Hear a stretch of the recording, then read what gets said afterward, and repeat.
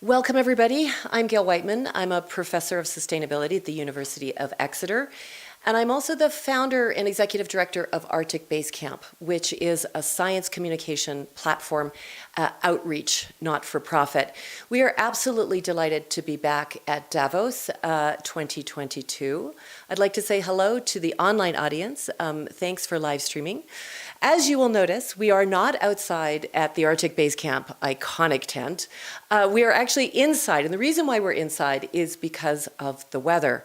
Now, you would think that May in Switzerland is going to be easier weather to camp in than January, where temperatures where we've camped and done events have ranged from minus 24 Celsius at night to plus 3 during the day.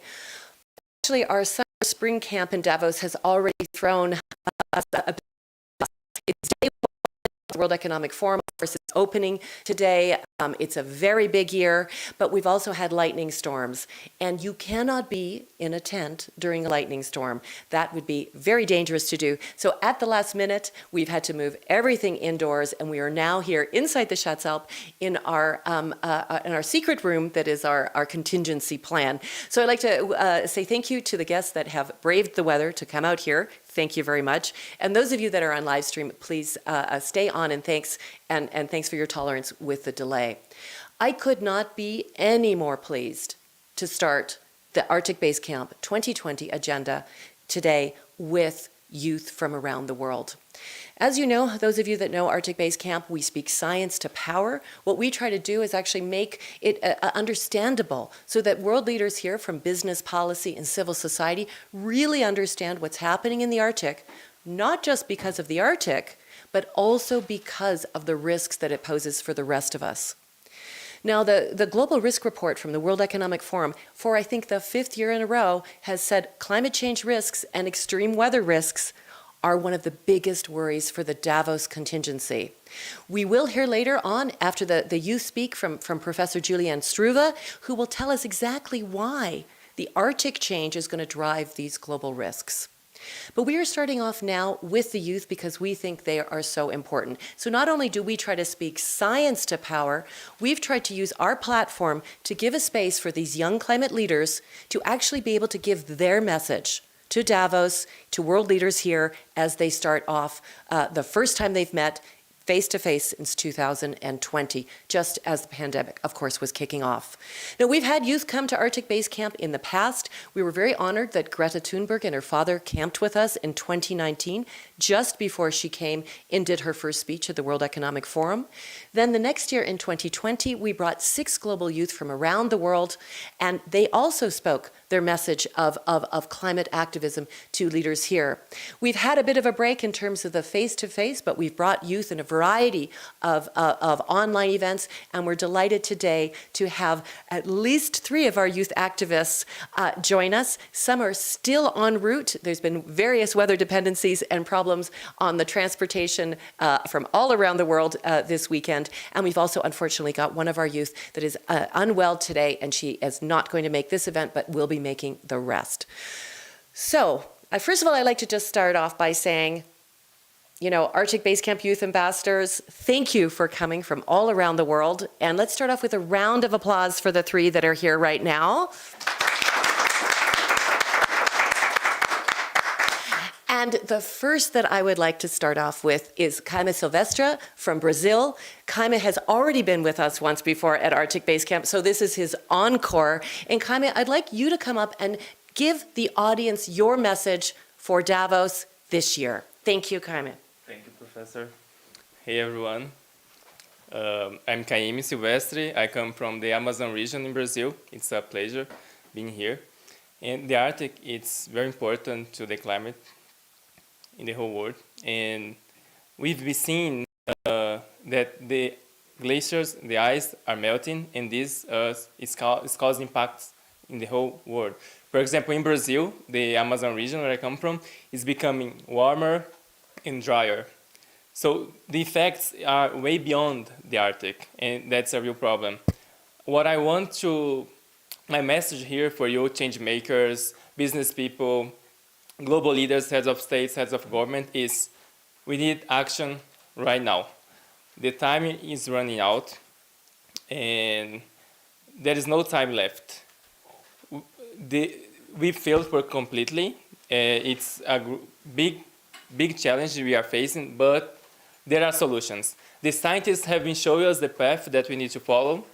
They have been showing us this for decades, but we failed completely listening them.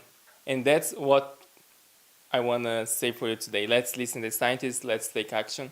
And the scientists have all solutions. We just need to listen to them and put those plans in action. So thank you so much.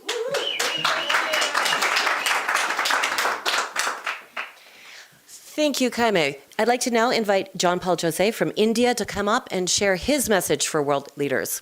Thank you. Thank you. Hi, everyone. Happy to be here.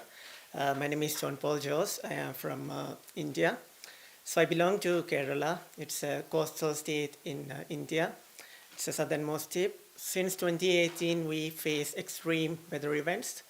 And the weather events have a correlation with existing climate because Kerala is known as God's own country because the state is blessed with like a favorable rain and monsoon.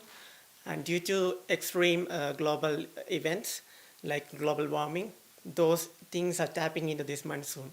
So the monsoons are becoming erratic and also becoming extreme.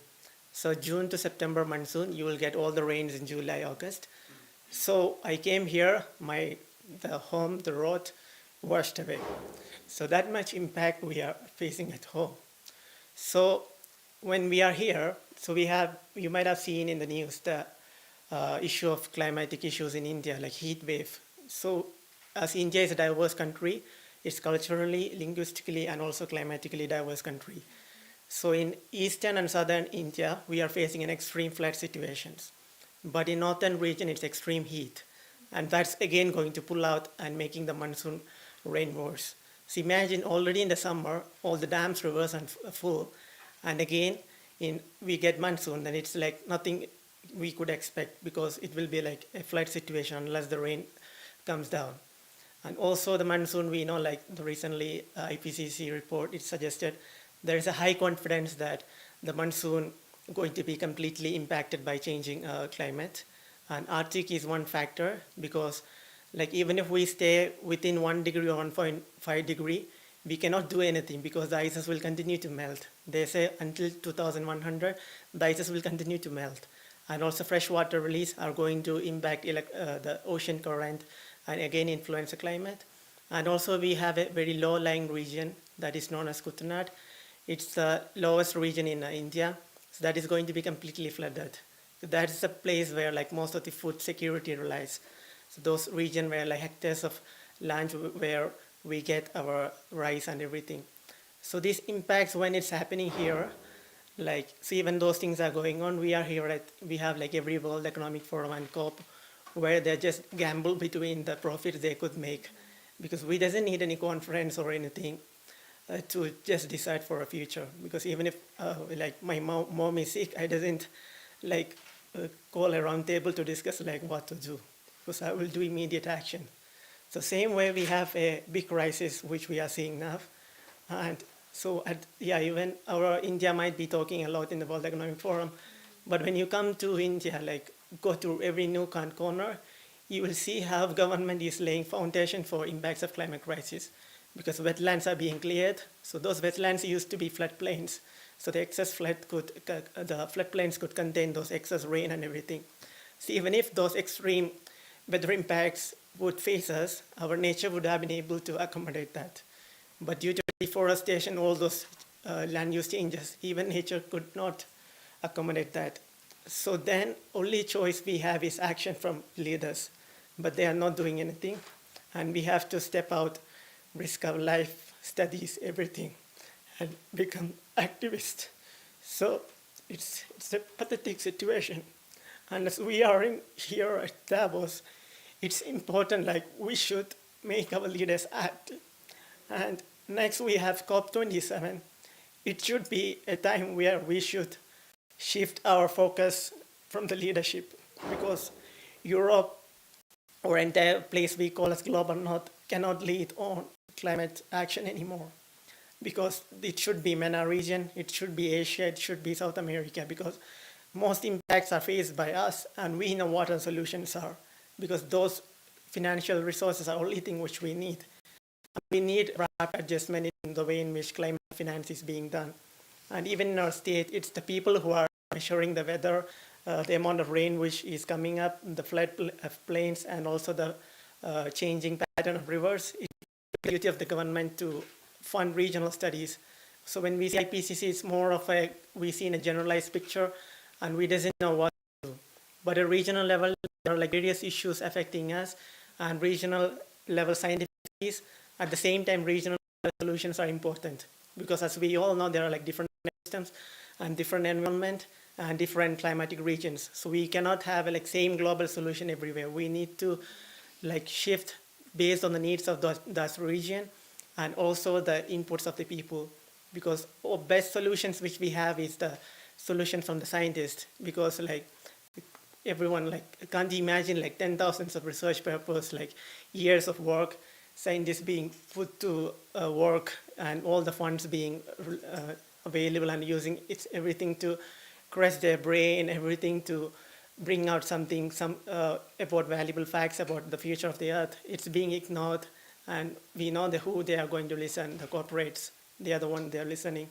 And when we began to strike or began to be activists, they began to tokenize us by giving us platforms and just like sidelining us somewhere else and showing the media, yeah, we accommodate youth. We congratulate them for their leadership. But they are like no more leaders, because they cannot call themselves leaders. They're just leaders for the sake of profit and to get our votes. So it's important we shift our focus to local and also shift focus from global to people who are actually impacted. So Arctic Base Camp gave me a platform. So that's why I was able to tell my story and how deep-rooted and how the ground realities are. And more people should, whether they are an activist, whether they are a farmer, and I come from an agriculture family. So we know it's how difficult it is to pursue agriculture. That's a livelihood, and also the land environment in which I grew up. And losing that means losing half of me, because that is a place which gives us identity. So it's important this region sustain, because the prolonged existence or conservation of that environment depends upon the native people living there. So when we get displaced, those industries could again come in and dig up for resources or anything, cut down all the forests and everything and continue anything. So it is not like even if we get displaced, they bring up some climate actions and solutions. Those things are not going to happen again. So instead of covering those world leaders blabbering about all those bullshits, talking about like all those things which they are, yeah, that's bullshit only. Like we know like what they are talking. They are like in the middle of a crisis, they are thinking about how to make profits. So they are selling carbon credits and making profits. And they are like offsetting. So it's like all those things, they are bringing up new things to earn money from this crisis rather than not doing anything. So even you see like European Green New Deal or anything, they are shifting to gas. Doesn't gas release carbon dioxide? Does it have greenhouse gas emissions? Theirs is clean. So we know the scientific facts, everything is out, and we know the people are suffering. So we have to shift our focus from people who are actually suffering. So media shouldn't cover those things that they talk. For them, it's just a political talk to clear their image. But if the shift happens to real areas, that means more stories comes up, and people who need help, they get recognition, and the climate finance and everything should be put at the right place. Yeah, thank you.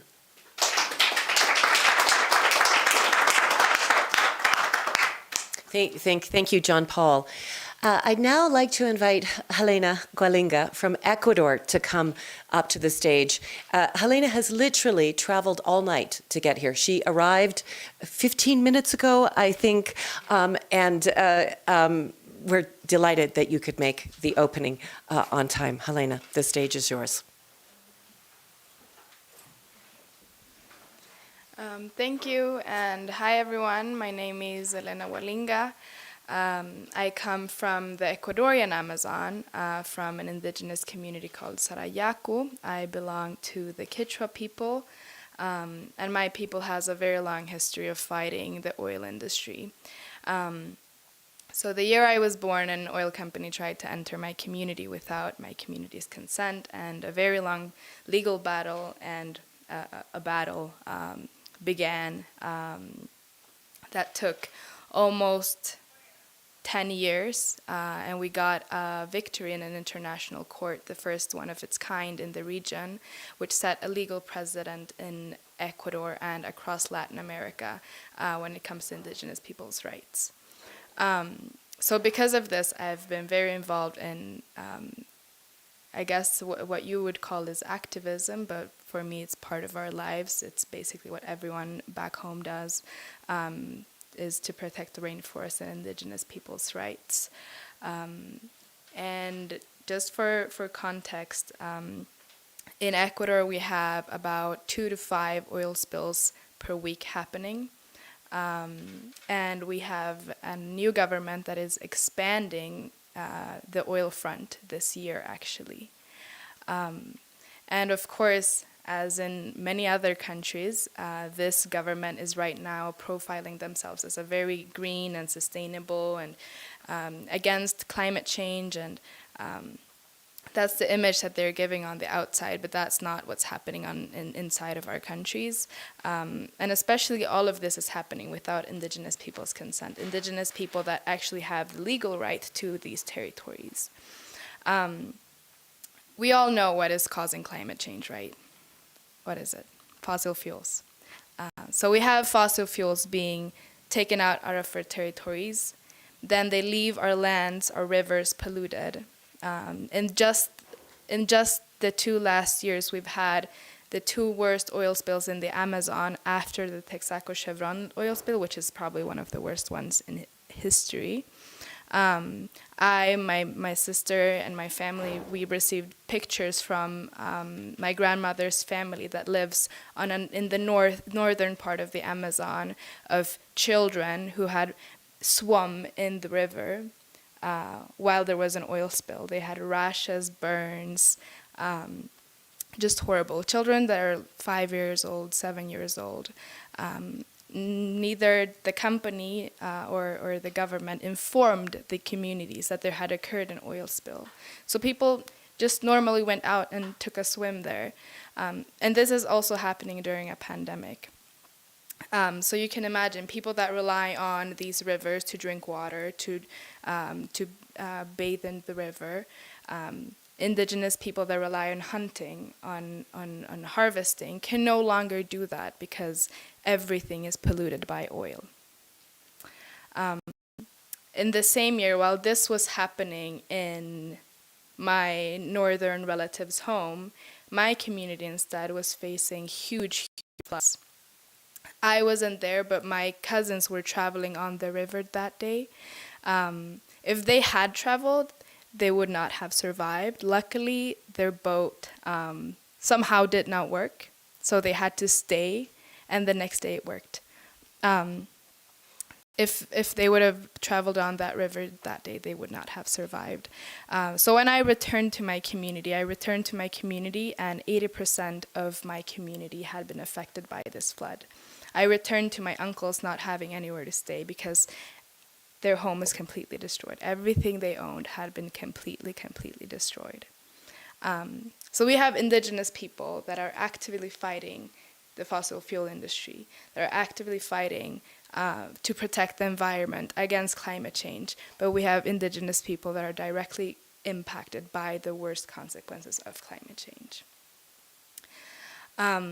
We all know that everything that happens in the world is connected, right? What happens in the Arctic is connected to what happens to the Amazon. What happens in the Amazon is connected to what happens in the Arctic. What happens in the Amazon is connected to what is happening in India, in other parts of the world. I was just talking to some of my friends that are from Alaska. They also fight oil in Alaska. They're also indigenous people.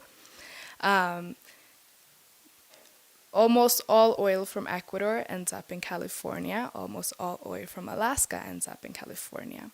And the most effective way of combating both oil extraction and extractivism and climate change is actually giving custodianship of the lands to indigenous people.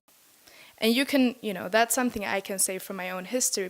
We're a community of 1,200 people now, but we take care of 140,000 hectares of land.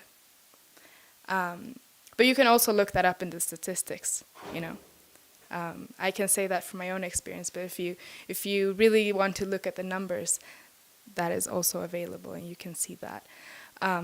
So what is the most important thing in regions like the Amazon is to make sure that indigenous people's rights are respected and that indigenous people have the safety to be the custodians of these lands.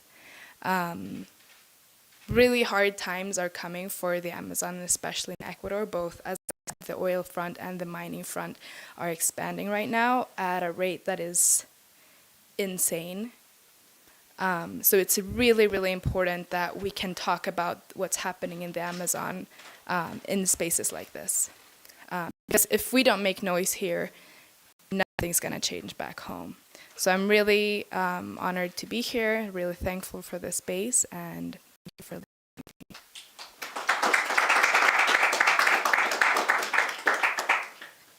Thank you, Helena. We also have actually an Indigenous youth activist from Alaska, Cassie Kramer, who will be joining us. Her flight got canceled last night out of the U.S., so she is delayed en route now. So she will be joining us later on. She also has a white badge. She's been invited into the zone with the World Economic Forum, so she will be doing a number of events and also doing one with Helena on Wednesday as part of the open forum. And details we'll have on our website, more coming on that. We also have a young climate activist from the Ukraine that will be joining us, Ilyas El Kortby. They are also delayed by travel. I have been sent their quote, so I'm going to read it out to you now. And they will be doing opening remarks tomorrow at our session on conflict, climate, and system. So, from Ilyas. I am on the road from Venice to Davos to speak of a war in Europe caused by the energy crisis. A climate crisis happening here and now today. It's quite emotional, I think, for a young activist, for me to read. All we were demanding was a just life, a safe future. Today, our children and families lose a war in Ukraine because Europe is dependent on fossil energy of autocrats. The youth climate movement was demanding those in power to make decisions, to listen to the science, and keep climate action under 1.5 degrees. Oh, I find this hard. Arctic ice is melting, the climate is changing, and entire ecosystems are dying. But also millions of refugees are fleeing the most affected countries. Now you make us, the Ukrainians, flee because of fossil resources in the base of a climate crisis. Such wars shouldn't happen. Those wars are caused by resources we no longer need. And Ukraine is a clear example that this system is broken. They have just jumped on a train, and please understand that they also have a disability. So thank you to Ilyas. Let's clap for them. And we will have some video sharing on that. I would now like to, we will have a panel discussion with the youth where the audience, of course, can ask questions. But I now am absolutely delighted to invite on stage Professor Juliana Struve, who has been part of Arctic Base Camp science team from the very beginning, from 2017, when we kicked off in Davos together with Al Gore and Christiana Figueres. Juliana, of course, is an absolutely world-leading climate scientist. She is an expert on Arctic sea ice. She's a professor at University College London, and she has been awarded the prestigious Canada 150 Research Excellence Chair at the University of Manitoba. Juliana, it's a pleasure. Thank you, and it's really great to be here with these inspiring youth. You know, I was in my 20s the first time I went to Greenland, and I went to the west coast where the Jakobshavn Isbrae is, and this is the fastest flowing discharge glacier in the world, and it drains about 10% of the Greenland ice sheet. And I just remember sitting there and looking at the icebergs that were breaking off from the glacier and they were choking the fjord, And I thought it was the most beautiful place I'd ever been. I was just completely mesmerized and fell in love with the Arctic that very first trip. And during my PhD, I really spent a lot of time trying to detect how much of the sun's energy was being reflected off of the ice sheet using satellite data. And I was doing this because we understood the importance of the role of snow and ice in helping to keep our planet cool, and that if we were starting to warm and we started seeing some destabilization happening in the Arctic, we would see it in the changes in how much energy was being reflected from snow and ice regions. So that's what I did my PhD on. And in the 90s, I didn't think that climate change was something to be worried about yet. It seemed like everything was kind of okay. And then in the 2000s, we just started seeing these really rapid changes, not just with increased Greenland melting, but we really started seeing the Arctic sea ice cover was shrinking quite dramatically.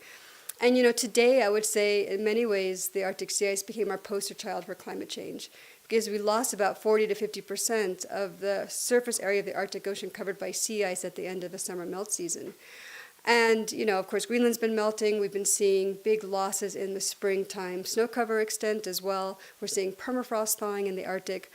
But what became really quite scary is that these changes are actually happening faster than many of our climate models have been able to predict or forecast. And so, for example, if you look at the Arctic sea ice cover, we're about 20 to 30 years ahead of where climate models say we should be right now. And this has real implications then for when we think the Arctic Ocean might transition to becoming completely ice-free in summers. And at this point, I realize it's going to happen in my lifetime. And especially if we allow the global warming to go above 1.5 degrees Celsius. At 1.7, we're already losing it every summer. If we get up to 2 degrees, then we're going to be losing it for several months in the summertime. And this is something that hasn't happened for thousands, if not hundreds of thousands of years. So we're embarking on this huge climate shift right now, and we don't fully know the outcome. But what we do know is that having the Arctic Ocean covered by sea ice, or having snow and ice over the land and the Greenland ice sheet, it keeps our planet cooler than it otherwise would be. So if you remove that reflective sea ice cover, for example, the ocean's going to absorb all of that heat. And you can't grow sea ice again in the autumn or winter until that heat is released back to the atmosphere. And this is one of the reasons right now why the Arctic is warming 3 times faster than the rest of the planet. But when you look at the 1.5 or 2 degree targets that we're discussing right now, in the COPs, you're looking at 8 to 10 degrees of warming in the Arctic. So this is going to enhance more of the Greenland melting, it's going to enhance more permafrost thaw, and this of course has global implications. Right now, sea ice is shrinking quite quickly, the ocean is warming up, and that is changing the temperature gradient between the poles and the equator. And this drives our large-scale atmospheric and oceanic circulation patterns. And already what we're seeing is because we're weakening that temperature difference, our weather systems are moving slower. And that means that if you have heat or cold spells or wet spells or dry spells, those are actually moving more slowly, and so you get more extreme events. So you get more droughts and flooding and heat waves because the systems are just stuck in one place for longer. You also, of course, see increased melting of the Greenland ice sheet. And when you have, 300 million people living around 2 meters above sea level, and you're looking at these sea level projections of maybe 30 centimeters at the end of a century just from Greenland alone, which might reach up to 3 meters in the next couple hundred years, this displaces many people. And of course, all of our worldwide precipitation patterns are strongly dependent on how this temperature gradient between the equator and the poles change. And this, of course, threatens our food and water security that the youth have already mentioned. So, everything that goes on in the Arctic, of course, does have global implications. And, another one of the concerns is, of course, the permafrost thaw, because there's twice as much carbon right now stored in the permafrost than is in our atmosphere today. We don't know how quickly that is going to respond. We don't know how quickly all that carbon is going to be released to the atmosphere. But I would envision if you released all of it, this planet might not be suitable for us to live on anymore. So I think, for me personally, it's just, we're really running out of time. It's hard for me to stay optimistic that I'll see a future where we're not going to lose, for example, the sea ice cover in the next 20 years, because to keep the warming to 1.5 degrees, we really need aggressive global leadership and industry leaders to take this seriously and start to do something. And I think we're quickly running out of time. And this is why I'm so inspired by the youth, because I think getting their personal messages here and also hearing about how it affects your communities, I think is so important. Because it's easy for us to forget the people that are directly impacted every day by these changes. Thanks. Yeah, stand stay up, Julianne. Okay. I'm going to start with one question for Julianne. The first question is, if you were on stage with the World Economic Forum right now, what is your message, your one key message to Davos? Wow, that's a lot of pressure, but I mean, well, I think we've already waited too long to act. I mean, that's been one of my biggest concerns, but we just need aggressive action. I mean, I'm tired of everybody waiting, and, you know, of course, we can't give you this date as to when things are going to be completely catastrophic, but we know that the changes that are coming are quite catastrophic and will affect everybody on the planet. It's not just the developing nations that are going to get impacted. It's going to be everywhere. And so I just want to see them raise the urgency of this and actually start to take leadership and action. Agree. I'm getting, you stay up here. Because we have had to move our location, weather dependent, our staging is a little bit cramped. It's not like a real Arctic base camp. It would be even more cramped, actually, if we were in the Arctic right now. But what I'd like to do is invite the youth up here and then open the floor to the audience. I don't think we have another mic, so what I will do is I will repeat the questions you may have so that the live stream can hear it. And guys, come on up. So if you just put your hand up and then ask your question, I'll repeat it for you. Don't be shy. Yes, this gentleman here. I heard you guys, it's very moving. Other than governments themselves, are there other strong powers that you can leverage to change things? Do you have any thoughts about that? I think that was quite, do I have to repeat that? Did that go through? Good. I'll get out of the way. I think that one super important thing is obviously the private sector and the financing sector. So for example, when it comes to Amazon and Amazon Crude, we have a lot of financial institutions actually investing in oil companies. And, you know, a lot of this would not be possible without that investment. The extraction of fossil fuel would not be possible without investment. So I think that is a really important group that we also, you know, can target. Of course, governments have a lot of power, but financing enables these type of activities. And also when, for example, these companies commit human rights violations or do not meet the environmental criterias, they're directly complicit in what's happening. And what often happens is that they kind of, you know, wash their hands. They like say we're not responsible of this. Human rights are for governments is something they kind of say, but you know. That's not the reality. People are going to be affected, and either you do things right or you don't. And that's at this time, it's really, really important that, you know, these type of institutions begin to implement policies, begin to implement mechanisms within their you know their business space to make sure that they're not investing in fossil fuel, that they're not enabling the violation of human rights, for example. Thank you. Yeah, I can add, yeah. So due to the urgency of time, it's only government and corporates, they could do something. Because we have historically enabled them to have the power and money to do anything in this world. So it's important, like we should, like to people are the next important thing other than government. Mm-hmm. So you have to tell the people the truth, you have to show the truth, and then people should vote wisely. Then then you won't be asking, like other than government, do we have anything? Because then there will be only the government. Bringing this to the Brazilian reality, for example, the private sector in Brazil, specifically the financial sector, guides the government. So if you get the financial sector to change, everything could change in Brazil because they really got a lot of power. So that's why we need everyone included in this, you know, in this movement for the climate, for the Arctic, because changing only one sector is not enough. We need everyone involved.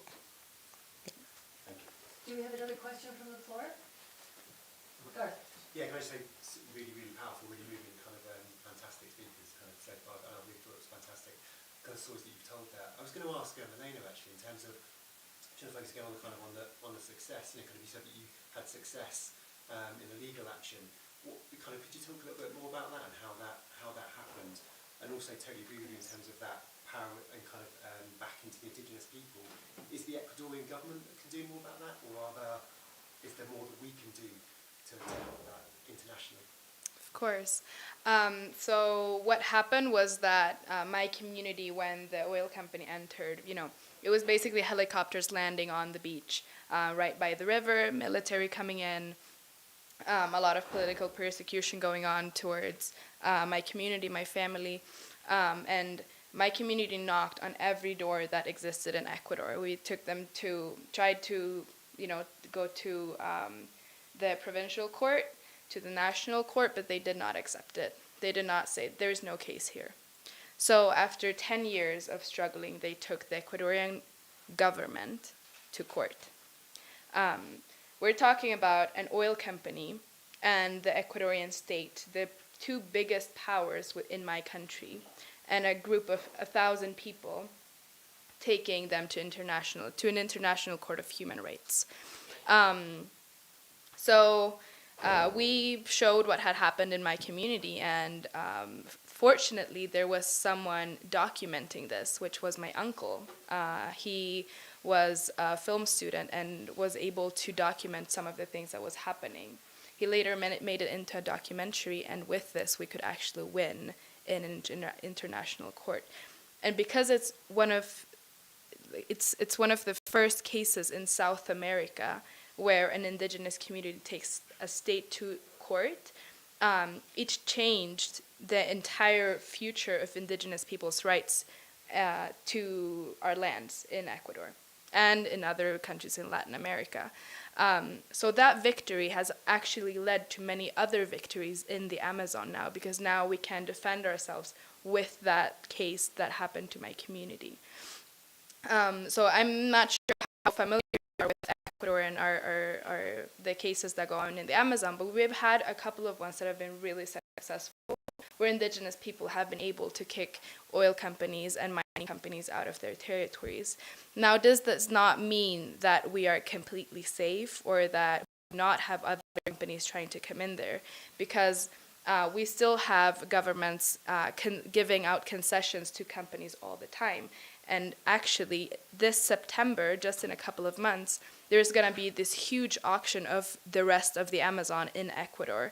So when I say auction, this is basically the Ecuadorian government inviting a bunch of oil companies, and then the highest bidder is going to get a piece of land where they can exploit for oil.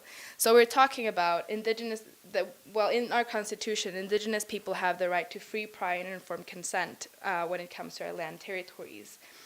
But this is not actually happening because our territories are being concessioned out before we even know of it. So we are involved in the process when they already are doing their, measuring the environmental impacts, and when they're already in our territories doing their studies,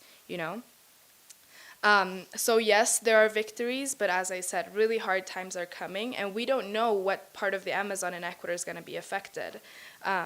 The government is planning to double oil production per day. This means that a huge oil boom is coming again. Just a month ago, they started exploiting this new from this new oil well that is in the heart of the Amazon, which is the Yasuni National Park. This is right with the border, or the intangible zone, which is where the indigenous people in voluntary isolation live. So I say that the Ecuadorian government is actually about to commit an ethnocide if they continue with this oil project. That's kind of the situation. Do any other questions on the floor? If not, I definitely have one. Or Sophie, do you have a question? My question is, how are you dealing with the mental health challenge of the work that you do? We know that has been a tremendous issue on the agenda from the pandemic, but I mean, this is overwhelming for all of us. including you, Juliet. So I'm going to ask you as well. So maybe we could start off with you, Kaimi. Personally, at the beginning of when I started to engage in climate movements, the hardest part was the threats that I received on my social media, for example, because in Brazil we have a serious group of bad people, and for example, anyway, they threaten us because we ask for the protection of the Amazon, for example, and that's at the beginning it was pretty hard because they said, "I'm gonna kill your family," for example. Don't come back here, because I come from a region it's a agribusiness region, so we have to live with this kind of situation. Now it's okay, but at the beginning, but it's part of life, you know. We want a better world. That's what we are fighting for. So it's part of, and we need to change the people's mentality, and that's it. Oh, heavy. John Paul. Yeah, so initially it was like easy to be part of the movement. So we thought like we are bringing change to the world. But at the same time, like a lot of more informations began to settle in the brain because scientists have been working hard to put the facts on the agenda. And with all those informations and going for protests and activism, like none of those actions are being heard, or like no actions are coming from the government. So that was difficult. And as I said, I come from agriculture family, so our livelihood depends on nature. So every day passed by, it becomes a personal fight. So it's something which is difficult to take forward, because from a knowledge or science-based movement, like we come to know like climate change is caused by humans, greenhouse gas emissions. But from that, we began to concentrate more on the impacts which we have, because it becomes a personal fight, because it doesn't even come from the knowledge which we have about climate change. So through this shift, it was difficult, because how hard we work in nature, like we never get any return or anything. But still spending time with nature, observing the beauty of nature, spending time with animal actually helped me a lot. And I'm also taking a course. So there are other activities as well. We cry a lot, so release of the Lord. So that's like what we do. Oh, thank you. Helena. I think for me, the hardest challenge was when I was younger. So I kind of grew up, going from both living in the Amazon and living outside of the Amazon. And when I was really young, I did not know of climate change, but I knew of the threats that my community faced from the fossil fuel industry and from the state, for example. So when I was very young, I feared for the life of my family and I had these nightmares that my home in the rainforest would be gone the next time I went back to live there. So I think what I did was, I had this feeling of what can I do? There's nothing I can do to help to improve the situation. So I guess what I did was turn, this anxiety and all of these fears into, okay, I actually have a voice and can start speaking about, can start speaking up and can spread the message of what is happening in my community. So I think that is what has helped me the most to talk about it and to work with my community, to work with, to support my community, to support indigenous people in Ecuador, to be involved, to feel like, okay, I think one question that people love asking young people is, are you optimistic? How do you feel? Like, I'm not going to ask that. yeah, but we get that a lot. And, I as you say, I relate to that a lot. It's really hard to feel optimistic. But I always say, but I also do believe in my people and the fight that we have led. So I think, with that in my mind, I can stay focused. But also I come from a natural paradise. I live in the middle of the rainforest. We have no roads, we have no cars. If you want to get there, it's by canoe or you can fly there in a small airplane. So I've just been there for like 5 months straight, just really, being home in the forest with my family, living our culture, I think that really keeps me, you know, focused and grounded, and you know, that's also why the connection to the natural world is a privilege today. It shouldn't be, but it is. And by having that privilege, I think it really helps me a lot. Yeah. Julianne. Well, I used to be an optimist. I did. I started out being an optimist for two reasons. One is I thought, you know, just show people the data, they'll get it. You know, if you show them what's happening, they'll understand, because science should tell the story. And also, I always thought, well, maybe there's something in the climate system we don't fully understand, and maybe there'll be some sort of a negative feedback that will slow down the pace of warming and the change. So I was optimistic about that. But I realized, okay, showing people the data, doesn't really work, especially the country that I was coming from, the United States, where you have a very strong opposition against global warming caused by greenhouse gases. And, you know, I used to get involved in dialogues a lot with climate skeptics, and I just couldn't quite grasp why they didn't understand the data. But it's all about ideology, so that's a struggle there. And, you know, the more we've been studying the climate system and the more we're understanding about the pace of change and the interactions between everything, I just realized we're kind of on this runaway train at the moment unless we really do something drastic with our warming. And since we know it's strongly linked to greenhouse gases, there's only really one way to do that. And I'm getting scared now, too, because I know there's a lot of discussions, even with geoengineering, and I have colleagues that are doing geoengineering climate model experiments to see what will happen. You know, one of the things they talk about is putting sulfates into the stratosphere, which actually shuts down the Indian monsoon, apparently, so it affects the hydrological cycle.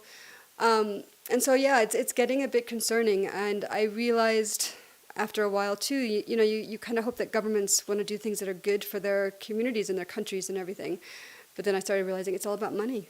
And so until we take money out of this, or until renewables become economically more viable than fossil fuel industry, we're going to keep doing what we're doing.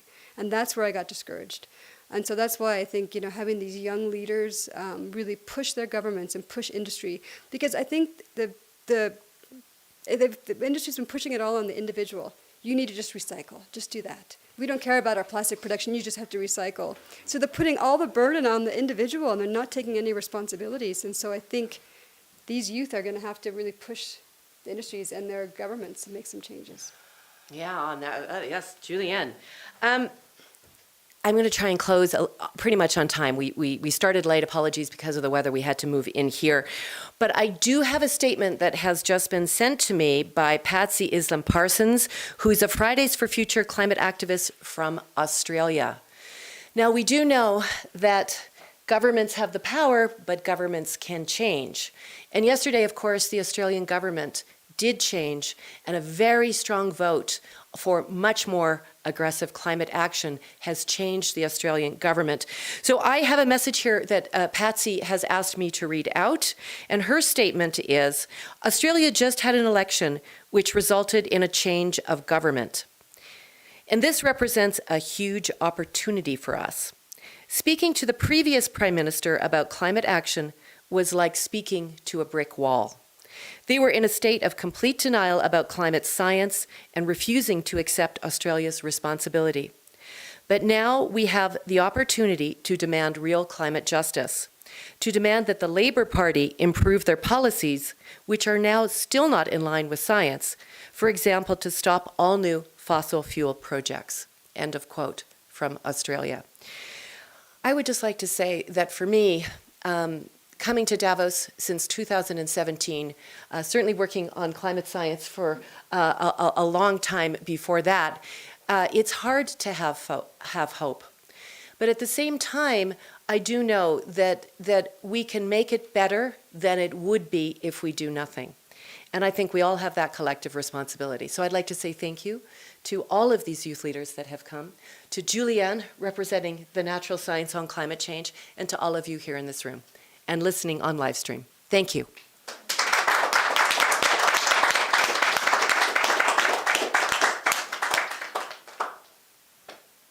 Live stream.